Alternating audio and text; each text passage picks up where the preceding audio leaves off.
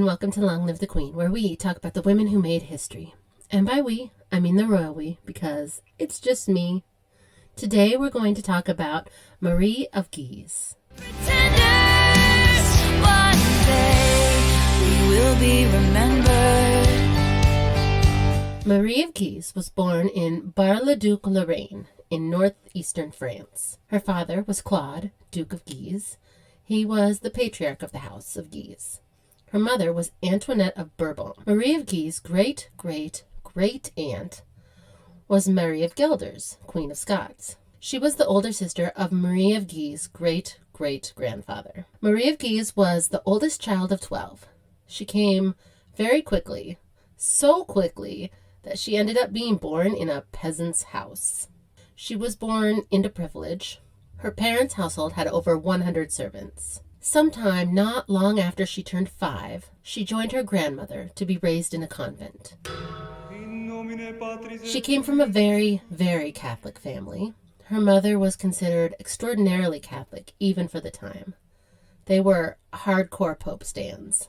As Mary grew, she became a very tall woman for her time, reaching the height of 5 foot 11 inches. In a time and place where the average height of men was about 5 foot 7 inches. She was fairly healthy, but was said to suffer from an extraordinary amount of bad colds. When Mary was about 14, her father's brother, Uncle Antoine, showed up with his wife, Aunt Renee, to the convent where she had been living with Antoine's mother. They were very impressed with her qualities and stature. They decided to prepare her for life at French court. She was an asset. She made her court debut at either 15 at the wedding of Francois I and Eleanor of Austria, or when she was 16 at the coronation of Eleanor of Austria as the Queen of France, and became good friends with Francois I's daughters Madeline and Margaret, who were 4 and 8 years younger than her respectively. A marriage was arranged for her when she was 18 to Louis II, Duke of Longueville, who was 23. He was the Grand Chamberlain of France, in charge of the King's wardrobe at the Louvre, at the time a royal residence. Their marriage appeared to be happy, but not long. At the age of 20, Marie gave birth to her first son, Francois, but her husband, Louis, died just a year and a half later. Mary was left a pregnant 21-year-old widow. For the rest of her life, she kept the last letter from her bon mari et ami, her good husband and friend. The letter mentioned his illness and explained his absence at Rouen.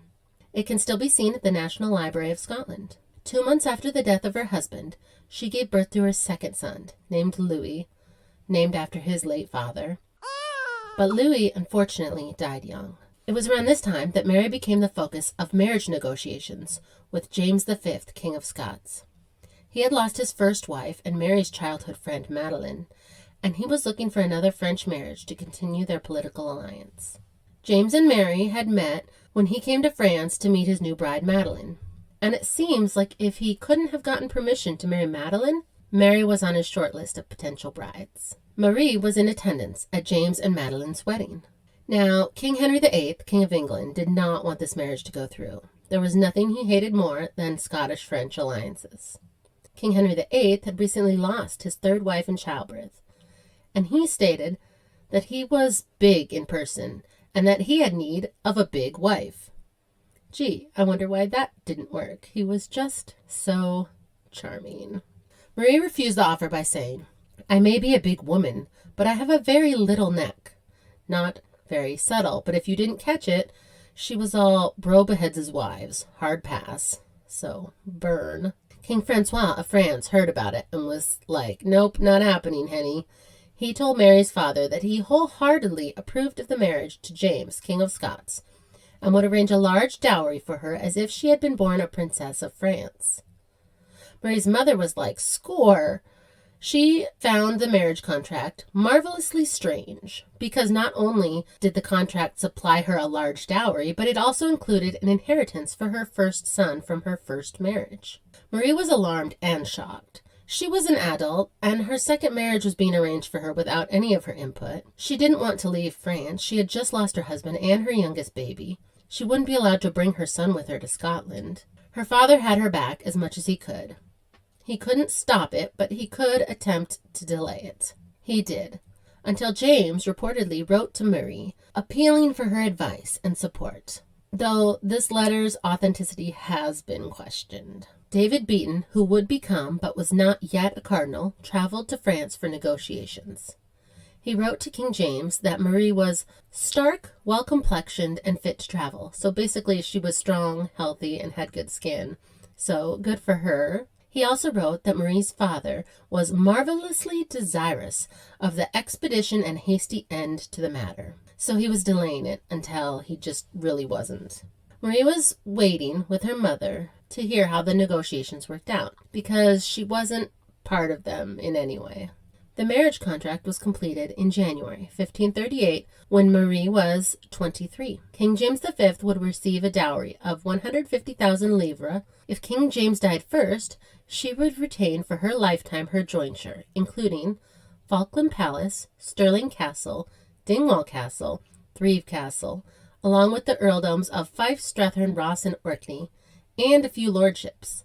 This may sound familiar if you listen to Madeleine Valois' episode. The marriage contracts looked very similar. Mary was just fitting into the slot that Madeleine had left behind when she died. Marie finally accepted the offer, but I don't get the feeling she felt like she had much choice in the matter. In May, they were married by proxy in France. Being married by proxy was sort of like sending your assistant to do it for you. So Mary married James. But James wasn't there. Lord Maxwell brought a diamond ring and stood in James' place.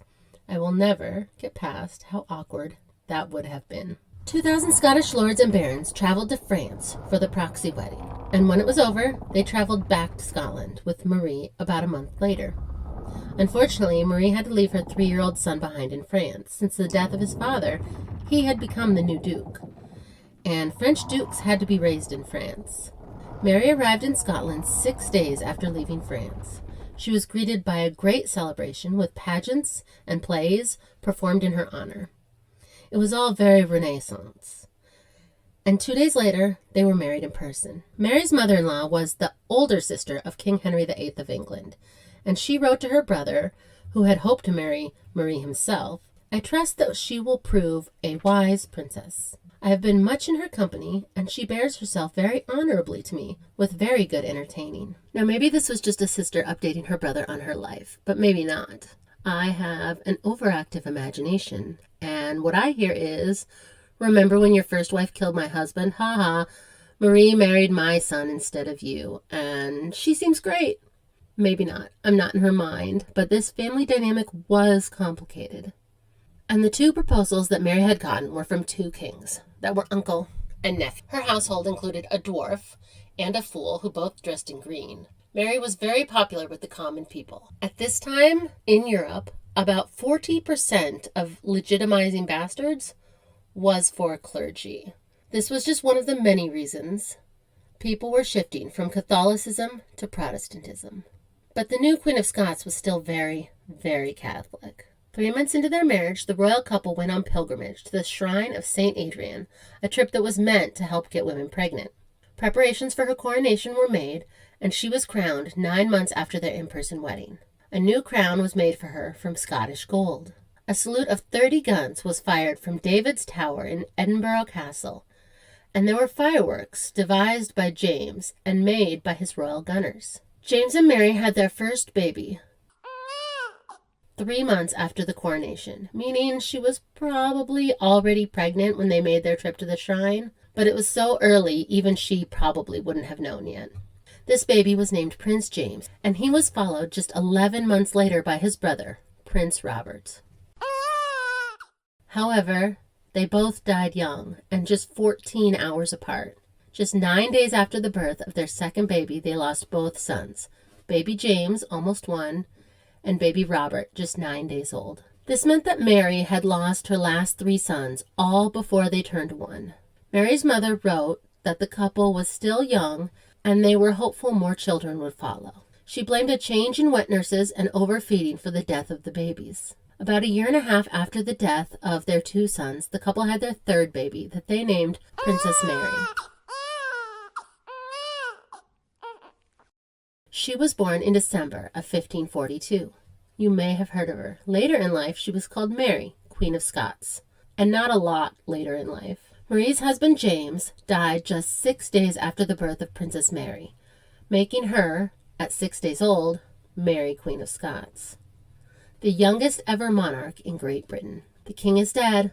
Long live the queen. Marie was not made a regent for her infant daughter, but she was still recovering from the birth. Henry VIII of England was fairly thrilled with the engagement. He didn't see the infant queen as much of a threat at all. He suggested that his only son and heir be married to the infant queen, because if that happened, it would unite the kingdoms of England and Scotland under the reign of their first son. And Scotland was torn. It was the same old problem of the pro-English faction and the pro-French faction, and this led to an English invasion called the Rough Wooing. Weird name for an invasion, but it makes sense, I guess. Henry had declared war in order to force Scotland to agree to the marriage between their queen and the heir to the English throne. This isn't how you get the girl, Henry. You don't say, we are at war until you agree to marry our children. But this is the same guy who said, I'm a big dude, I could use a big gal, so no one should be surprised by this behavior. King Henry VIII could have used some romance tips.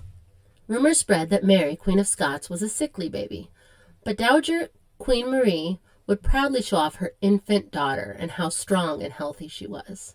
King Henry VIII also proposed that the Queen Mother marry him, but again she declined. She still had a very little neck, and by now he had beheaded 2 of his wives.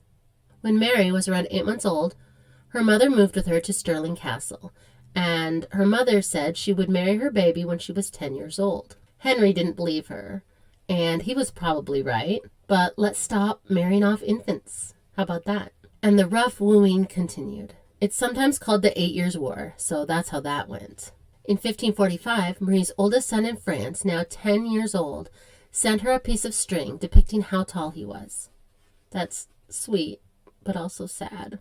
The English were winning the rough wooing until September of 1547, when Scotland gained the support of France. Dowager Queen Marie went to see the siege of Huntingdon. Her entourage came within range of the English guns, and 16 members of her entourage were killed around her. After this terrifying incident, the decision was made to send the little Queen Mary to France for safety. We've heard this story before, young Scottish monarchs being sent to France for safety from English kings. Little Queen Mary was not quite 6 years old at this point, and her mother stayed in Scotland, probably worried that if she accompanied her daughter, they would lose her daughter's crown. Queen Mary was betrothed to the heir to the French throne instead of the heir to the English throne, and she was sent to France to be raised alongside her betrothed, Prince Francois, who was about a year younger than the little queen. Dowager Queen Marie continued with the fight against the English. The peace treaty process was started in February of 1550, in part because the Scottish had French assistance, and in part because by this point Henry VIII had died, and the new king was his son, still a little boy. The king is dead. Long live the king. After the peace treaty was signed, Marie was able to return to France to visit her family. Her son, the Duke, was 15 by now, and little Queen Mary of Scots was about 7. Dowager Queen Marie was thrilled for peace with England and said that the English left nothing behind but the plague. So, not great news, but maybe moving in the right direction. She arrived at court in Rouen just in time to participate in a festival with her young daughter. But this wasn't fun mother-daughter bonding at a little community festival. They were working. Mary and her daughter, the Queen of Scots, rode in procession behind soldiers carrying banners depicting Scottish fortresses recently defended and recovered by the French. Marie stayed at the French court in Blois and then spent the summer with King Henri II of France. She was sickened to find out about a plot to poison her young daughter, but the suspected prisoner, a Scot, had been caught. Marie spent her time in France trying to get the best settlement for her daughter's marriage to the Dauphin, and some financial support for herself. Word on the street was that the French king and court were getting frustrated with the Dowager Queen. She was called an importunate beggar, meaning she was asking for money in a pushing way to the point of being an annoyance. She spoke about money far more often than they were willing to engage in. Her son Francois got ill around the age of 16, and Marie attempted to nurse him back to health, but it was to no avail, and he passed away. Marie had now lost all of her sons and was leaving her only daughter to be raised by other people in another country. The one comforting thought must have been that at least her family was there. And while they weren't terribly popular people, they were fairly powerful. Mary returned to Scotland and began growing her support against the regent, who she didn't see eye to eye with.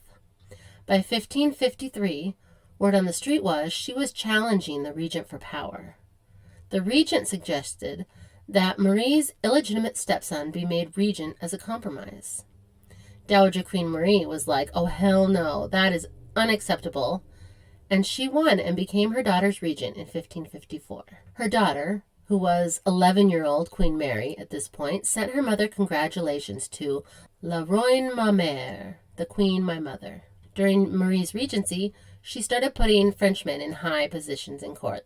The Frenchmen were in charge of the treasury, the Great Seal, and the French ambassador was often present at Privy Council meetings. Scottish nobles resented this, and an upcoming crisis was being fueled. Marie attempted to be a good Scottish regent. She traveled around, attempting to settle feuds between border clans. Marie had been to some degree tolerant of the Protestants, and for the time, that was progressive. Other countries were killing them. There was a growing number of Protestants in Scotland, partially because they were not tolerated in either France or England at the time. King Henry VIII's daughter Mary I had become Queen of England, and she was very Catholic. Scotland was the closest country that would tolerate Protestants for many. The king is dead. Long live the Queen. When Mary, Queen of Scots, was 15, she signed a secret agreement bequeathing Scotland to France if she died without heirs. It is unclear if she understood exactly what she was agreeing to, but she was also far more French than Scottish. Mary, Queen of Scots, was then married to the Dauphin of France in 1558.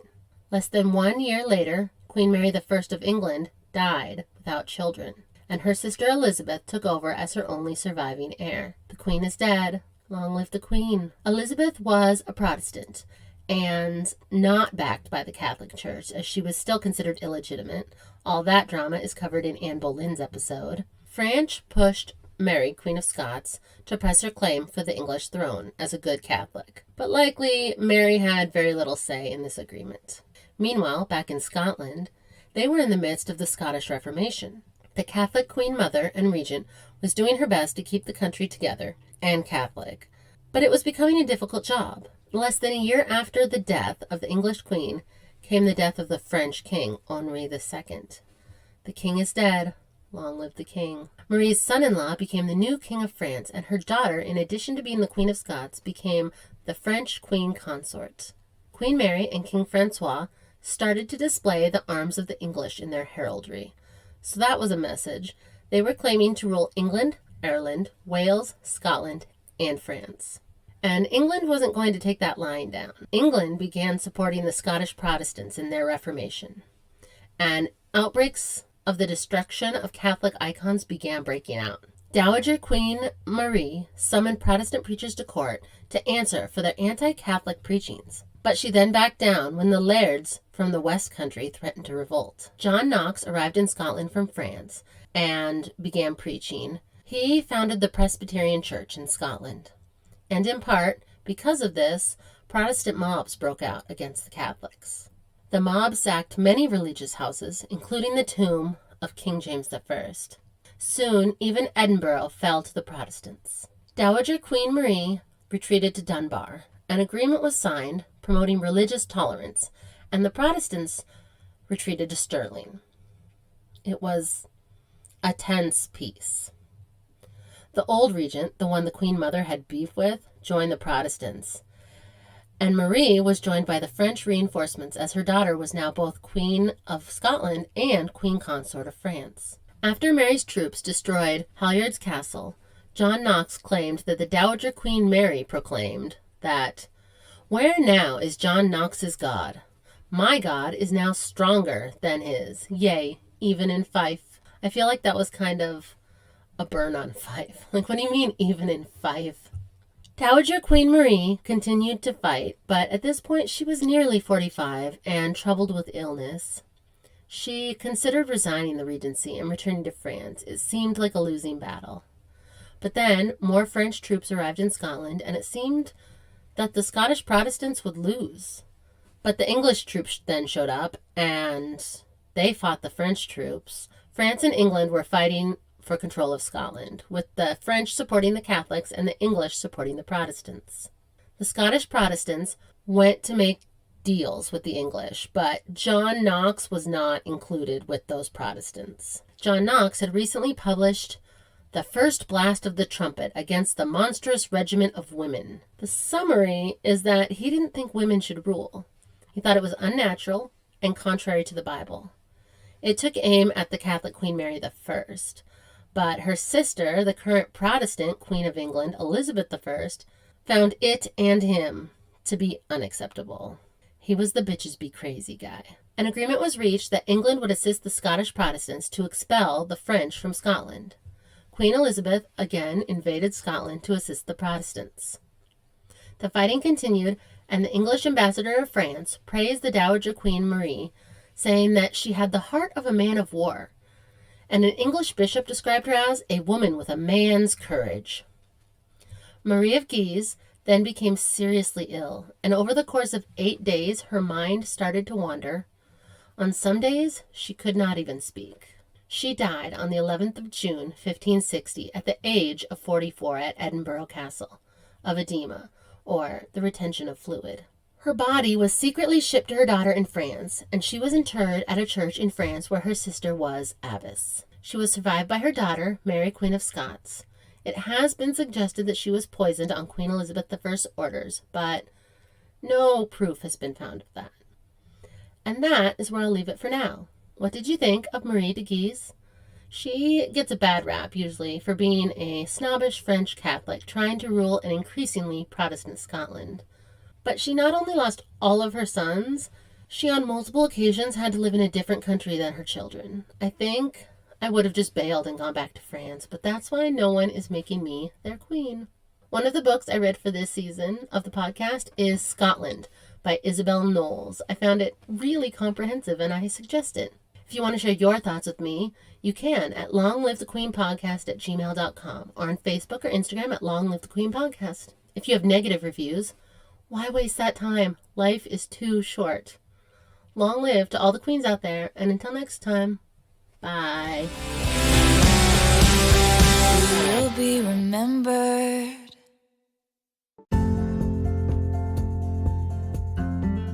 Thanks for listening.